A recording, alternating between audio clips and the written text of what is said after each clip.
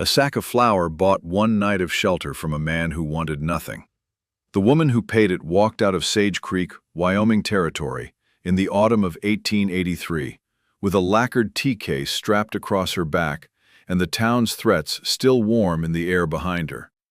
The town had driven her out, the way it drove out everything it couldn't explain, with locked doors and a new federal law that said people like her didn't belong.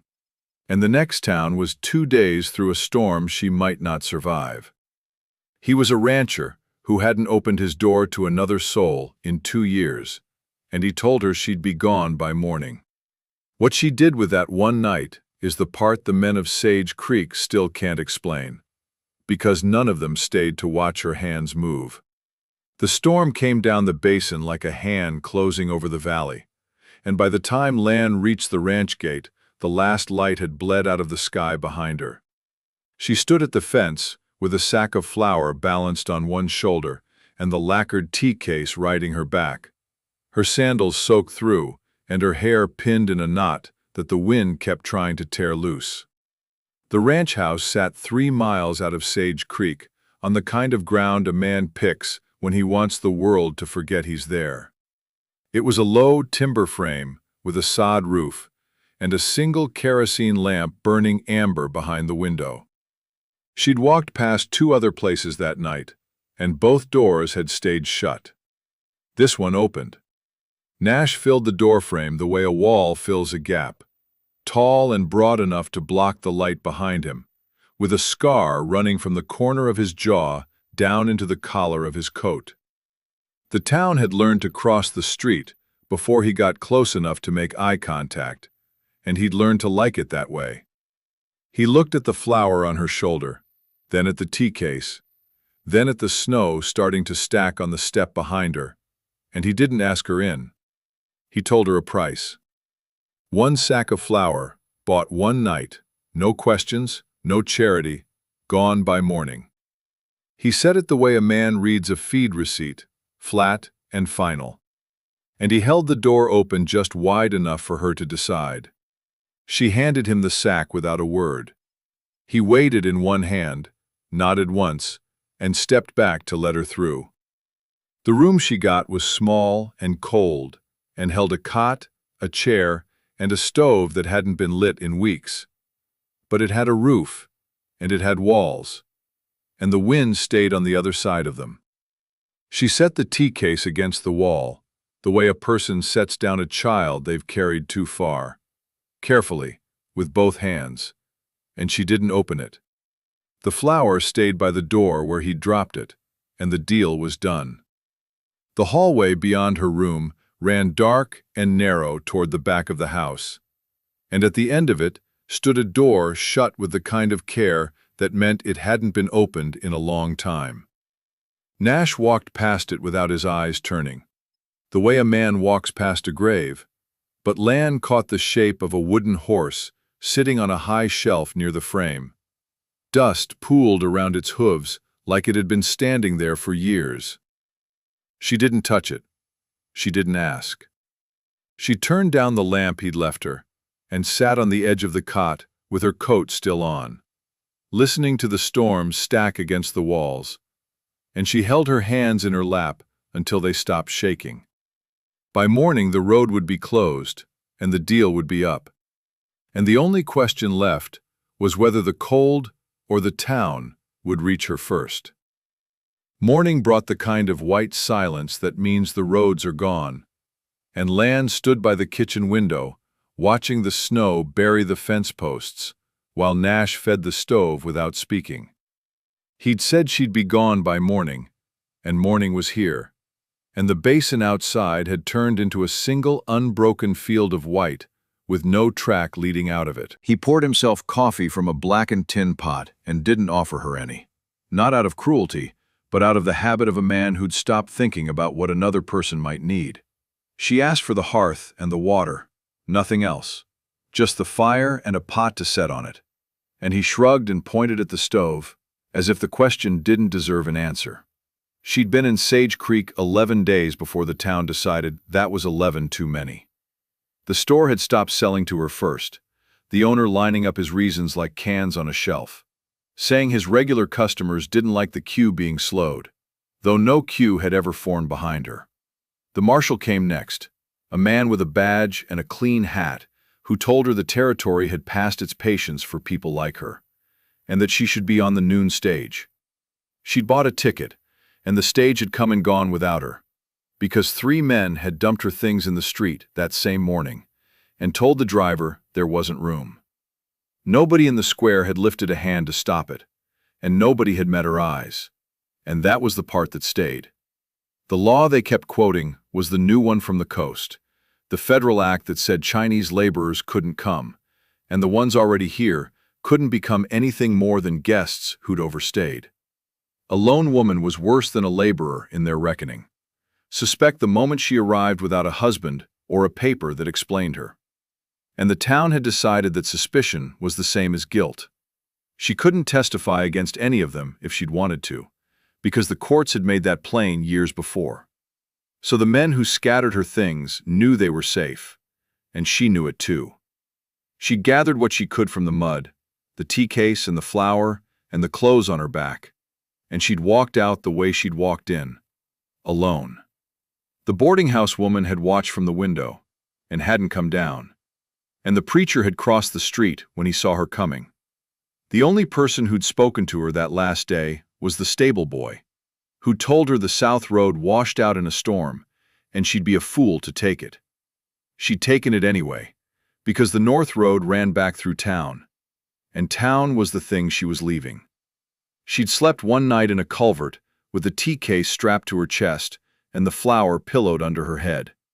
By morning the snow had started, and the cold had gotten into her hands, bad enough that she'd worried she wouldn't be able to pour when she found a door that opened. Nash asked her where she was headed, not because he cared, but because a man with a closed road and a stranger in his kitchen needed to know how long the problem would last.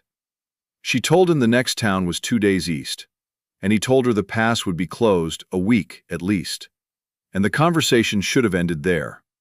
Instead, she told him, in the flat way a person recites a thing they've carried too long to feel anymore, that there'd been a tea house in Chaozhou where her grandfather taught her to pour. Her husband had died the winter the unrest came through, and the tea case was the last piece of either of them she had. She didn't cry when she said it. Her voice stayed level, the way a stove stays level when the fire underneath has burned down to embers. And Nash didn't answer, because he didn't have an answer that wouldn't sound like pity, and pity would have insulted her. He lived alone in a house built for more than one, and the rooms she could see were either scrubbed bare or abandoned to dust, and the contrast told its own story without him speaking a word. The kitchen was clean to the point of sterility, the same plate washed and used and washed again, the same chair pulled to the table. The parlor beyond held a film of months, and a clock that had stopped at an hour nobody had wound it past. He hadn't been into town in 11 weeks except for nails and salt, and the supply list he kept by the door was written in the same stiff hand he used for everything.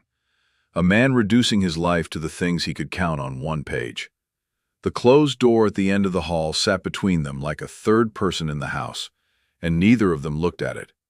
Lan knew the law was the same in the next town and the one after that, and that a woman alone on a closed road in a territory that had made her kind illegal was less a traveler than a target. She'd survived the walk out of Sage Creek because the storm had covered her tracks, and she'd found this door because every other door had been shut. And now the storm that saved her was the same thing keeping her here. The flour was spent and the deal was up, and she had nothing left to trade except the one thing she wouldn't trade. The case against the wall with its latched lid and its smell of old oolong. She sat back down at the table and waited for him to tell her to go, and he didn't. And the silence between them held the shape of a question neither one would say out loud. She asked again for the hearth, and this time he nodded, and she carried the tea case to the kitchen table and laid it open the way a surgeon lays open a kit.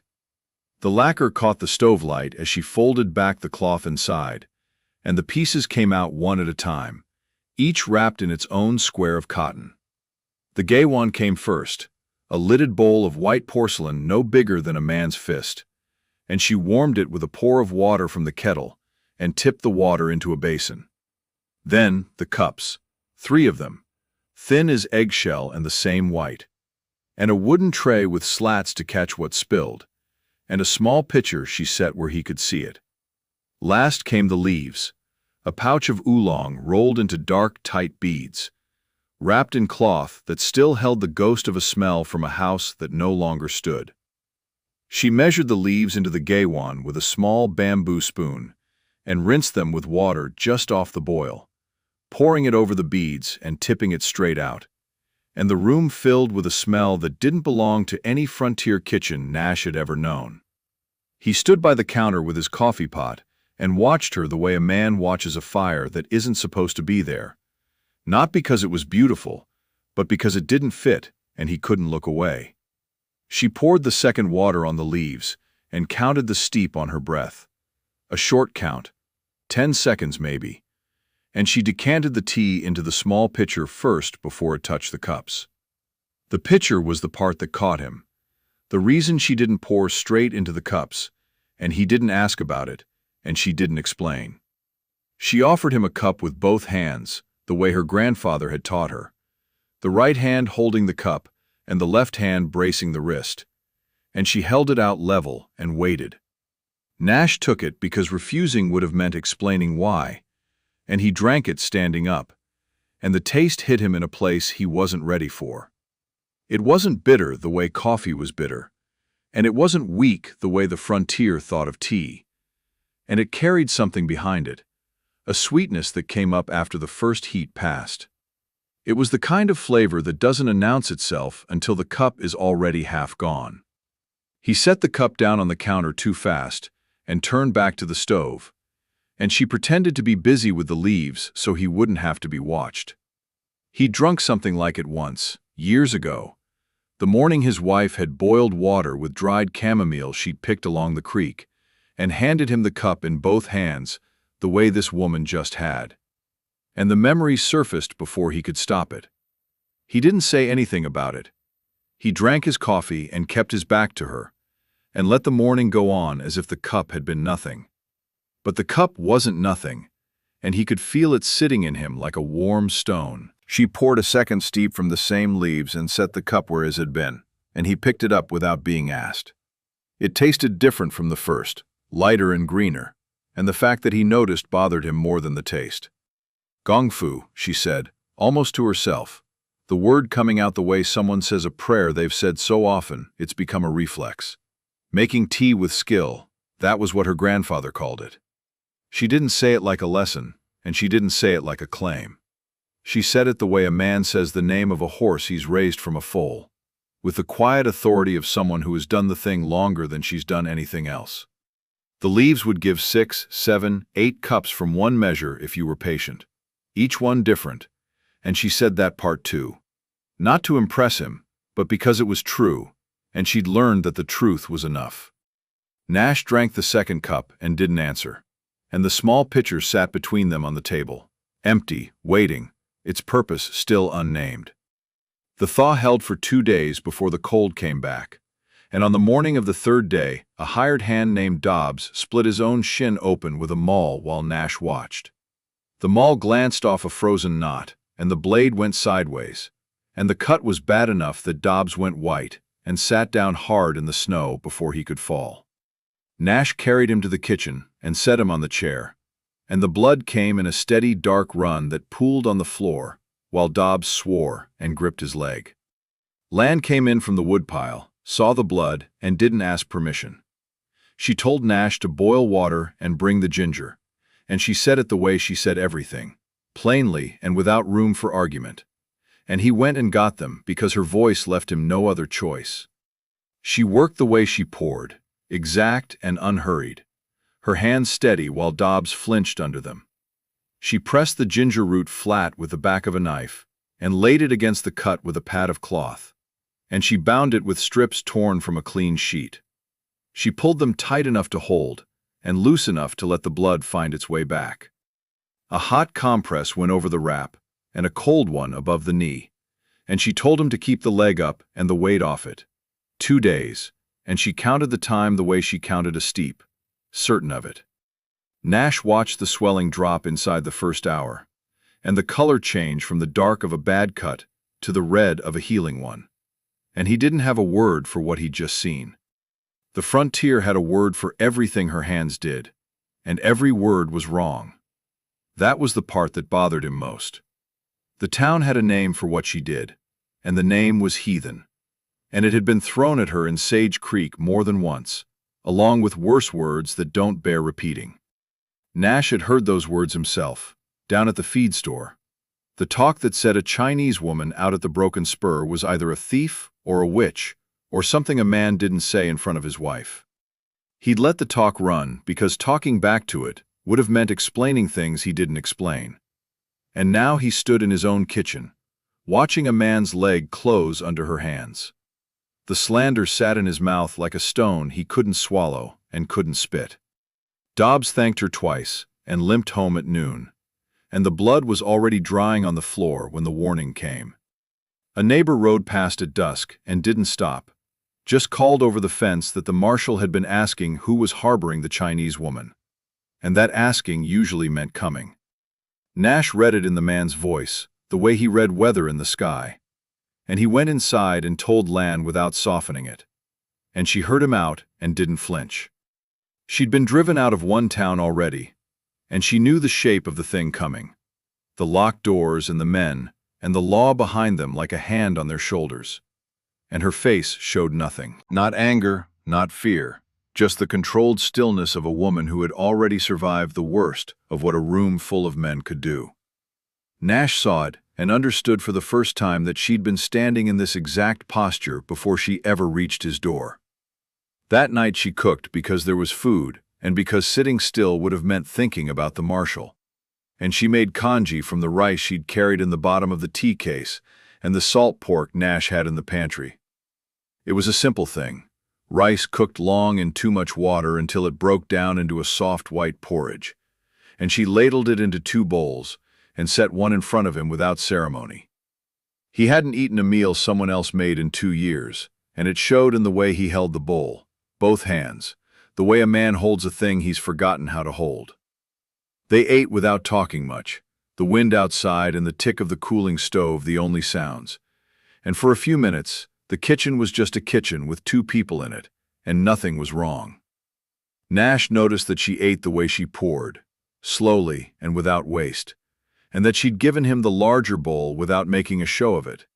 And the smallness of the act sat in him alongside the marshal's warning and refused to square with it. He'd spent 2 years reducing the world to what he could control, the fence posts and the feed count and the days on the supply list. Now, there was a woman in his kitchen who'd mended a leg with ginger and fed him congee and hadn't asked him for a thing since the flour ran out. And the marshal wanted to take that away over a law none of them had voted on. He didn't say any of this. He washed the bowls himself and set them on the rack and banked the stove for the night. And the silence he kept wasn't the cold silence of the first day anymore. It was the silence of a man thinking hard about something he wasn't ready to say. The warning and the meal sat in him through the dark hours, and somewhere past midnight, Nash got up and walked down the hall to the door he hadn't opened since the spring the fever came through. He didn't know why he went, or he did know and wouldn't say it. That the woman asleep in the spare room, and the tea she'd poured, and the way she'd held the cup, had loosened something he'd bolted shut. The door opened with a sound like a held breath letting go, and the room behind it was exactly as he'd left it. The bed made, the cradle beside it, the wooden horse on the shelf with its dust pooled round the hooves. He stood in the frame and didn't turn on the lamp, because turning it on would have made it real, and he'd spent 2 years keeping it unreal. Lan followed him there in her coat and bare feet, not to intrude, but because she'd heard the door. And a door that stays shut for 2 years makes a different sound when it finally moves. She didn't speak. She looked past him at the cradle, and the small shoes lined on the sill, and the dress folded over the chair. And she read the room the way she read a wound, all of it at once. and she understood it without a word being said. She went back to the kitchen and came back with the gaiwan and the cups and the tray and the leaves. And she set the tray on the floor of that room and began to make tea there, on the boards where the dust was thickest. It was the same patient sequence she'd done at the kitchen table. She warmed the gaiwan and rinsed the leaves and poured the first steep into the small pitcher. And the smell of oolong went into the room where nothing had moved in 2 years and made it bearable to stand in. She poured the tea from the pitcher into 2 cups, equal measures, and she handed him one and took the other. And then she named the pitcher for the first and only time. Gong Dao Bei, she said, the fairness cup. And she said it meant that no one's cup was stronger than another's. Host and guest, the same measure for everyone. That was the whole point of pouring through it first. She wasn't lecturing, and she wasn't preaching. She was telling him what the thing in her hands was called and why she used it, the way a craftsman explains a tool by using it. Nash took the cup and looked at the pitcher and understood that she was telling him something about the 2 of them standing in a dead room, that his grief and hers were the same measure, and she wasn't going to let either one weigh more. He talked then, not much, a few lines the way a man lets water out of a dam, 1 crack at a time. He said her name, his wife's, and the baby's, and he said how old the boy was when the fever took him. 11 days. He built this room and then closed it, because building it had been the last thing his hands had known how to do. He cried without sound, the way men on the frontier cry, the shoulders moving and the face held still. And Lan poured a second steep from the same leaves and set it where his hand could find it, and she didn't look away. She'd seen her grandfather do this once, sit with a man in his tea house who'd lost a son to the sea, and the old man had poured and said almost nothing for an hour, and the man had walked out lighter than he'd come in. She'd been a girl then, and hadn't understood that the pouring was the thing, not the words. And now she understood it in her hands, the way her grandfather had understood it in his. The room didn't change. The cradle was still there, and the shoes were still on the sill. But the air in it moved for the first time in 2 years, because 2 people were breathing in it, and one of them had finally let himself be heard in it. Nash's hand found the cup, and he drank. And the tea tasted different in this room than it had in the kitchen. The same leaves and the same water, and a different grief poured into it. He understood now why she brought the tray in here, instead of making him come out to it. Lan didn't try to fix him, because she knew what he didn't yet.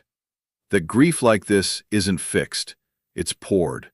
The way tea is poured, a little at a time, until the leaves run clear, and the cup tastes of nothing but warmth. She'd lost her husband, and the tea house, and the grandfather who'd taught her hands.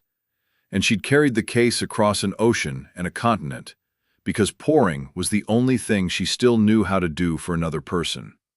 Nash wasn't the first broken thing she'd sat with.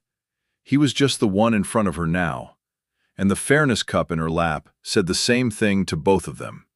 Nobody's loss was bigger, and nobody's was smaller. And the only way through it was to keep pouring. The tea didn't heal him that night, and she didn't pretend it did. It made a space where healing could start, and that was enough for a first cup in a room that had been sealed for 2 years. The marshal came 3 days later with 4 men behind him, rifles across their saddles, and their hats pulled low against the morning cold. And they rode up the track to the broken spur like a sentence being delivered. Nash saw them from the barn and walked to the porch and stood in the doorframe, not reaching for the rifle on the peg inside the door, but not moving away from it either, his body in the path between the men and the house. The marshal reined up and said the woman had to go, that the town had voted, and the vote was that Sage Creek didn't harbor what the law had already shown the door, and that he'd take her himself if Nash wouldn't send her.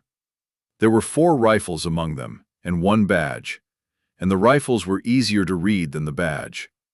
The air went the kind of still that comes before something breaks, and the men behind the marshal sat their horses and waited to see which way it would go. Lan came out of the kitchen onto the porch behind Nash, and she didn't hide behind him, and she didn't hang back. She stood where the men could see her, and she let them look. Her face was the same controlled stillness it had been in the store and the boarding house and every other room that had tried to break her. The posture of a woman who'd already measured this threat against the ones she'd survived, and found it familiar. She looked at the marshal the way she'd looked at the shopkeeper who refused her, without flinching and without pleading.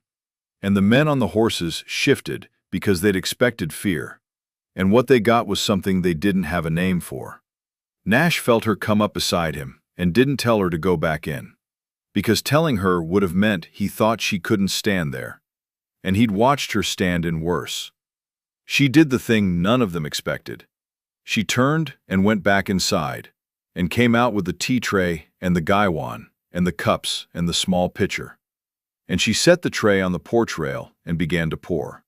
She poured as if the men on horses were guests, and this was a tea house, and the morning was a morning like any other.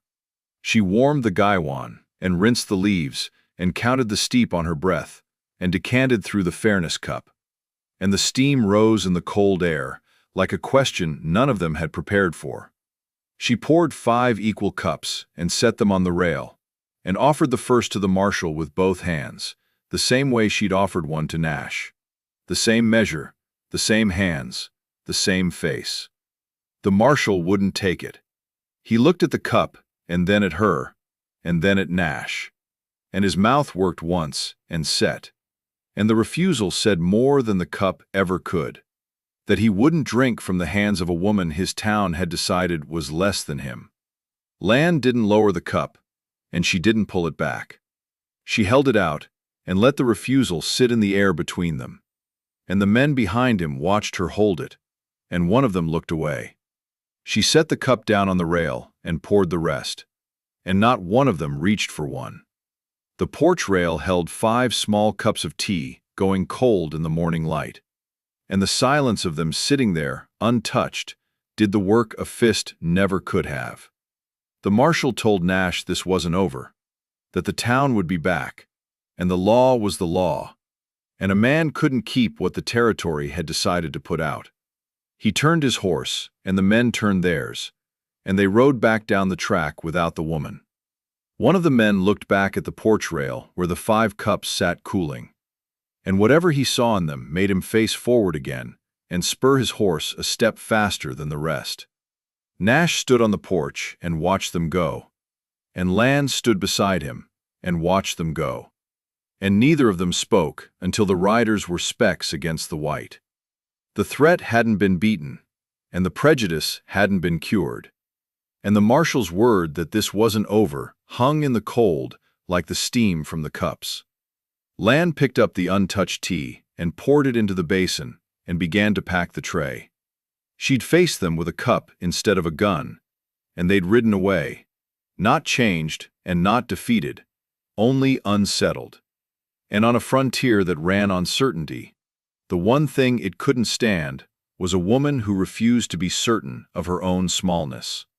The morning after the men rode out, Lan made tea again at the kitchen table, and this time she poured the late steeps, the 9th and the 10th, from the same measure of leaves that had started the week. The cups came out lighter than the first ones, paler in color and softer on the tongue. The way the days after a grief are different from the day of it. Thinner in the throat, but sweeter if you stay long enough to taste. She showed Nash without saying what she was showing him, setting the cups side by side so he could see the difference between the first steep and the 10th, the dark and the pale. She let him drink the last one and decide for himself what it meant. The leaves had given 10 cups from one measure, and they weren't done. And the fact of it sat in the quiet between them like an answer to a question he hadn't known how to ask. Nash spent that morning fixing the gate the marshal's men had broken coming in, and the work of his hands was different from the work they'd done for 2 years. It wasn't the numb maintenance of a man keeping a tomb running, but the building of a man who decided the place was worth keeping. He opened the windows in the closed room and let the cold air through it and the light, and he took the cradle down and set it where it could be seen instead of hidden. And the room stopped being a sealed wound and started being a room again. He told Lan she could stay, not as a favor and not as charity, but as a thing made plain. She'd keep the kitchen and the hearth, and he'd build her a place for the tea, a proper one with a low table and a drain for the spills. He said it the way he said everything, flat and final, and she heard in it the same voice that had told her she'd be gone by morning. Only now the sentence ran the other way. He'd already started on it in his head. She could tell from the way he looked at the corner of the parlor where the stopped clock sat, measuring the space the way a man measures a thing he's about to build. The looking was the part that mattered, because for 2 years he hadn't looked at any room in this house as a place to make something new. Lan had a home for the first time since the tea house burned, a hearth to pour at, and a man who'd drink what she poured. The craft her grandfather had taught her in Chaozhou would keep moving through her hands instead of dying out in a territory that wanted it gone. She hadn't been saved by Nash, and she hadn't saved him. They'd poured for each other, the fairness cup between them keeping the measure even. And the choice to stay had been hers, because she'd learned a long time ago that the only shelter worth keeping is the one you walk into on your own feet. The town was still out there beyond the ridge, and the law was still the law, and the marshal's word that he'd be back hadn't been emptied by a cup of tea. She set the gaiwan to warm and counted the steep on her breath and poured. And the kitchen filled again with the smell of oolong, and for the first time in a long time, the smell belonged to a house that was lived in and not just survived. The 10th steep was the weakest cup and the sweetest, and Nash drank it on the porch in the morning light, with the basin open in front of him and the door behind him finally standing open too. He'd traded a sack of flour for one night and gotten back a reason to wake up the next morning. The woman who'd given it to him hadn't done it with a sermon or a miracle. She'd done it with patience and a fairness cup and the plain refusal to treat him like a man beyond reach. The men of Sage Creek would come back, because men like that always come back. And the law would keep saying she didn't belong, because laws don't change as fast as porches do. Still, the tea tray sat on the rail, and the cups were clean, and the leaves would give another steep if someone was willing to pour them. Steam rose from the last cup on the rail, and they stood on the porch of a house that had been a tomb. A closed door opened behind them, and a town on the ridge that hadn't finished with them yet. If this story moves you, hit that like button and drop a comment with your city so I can see how far it travels.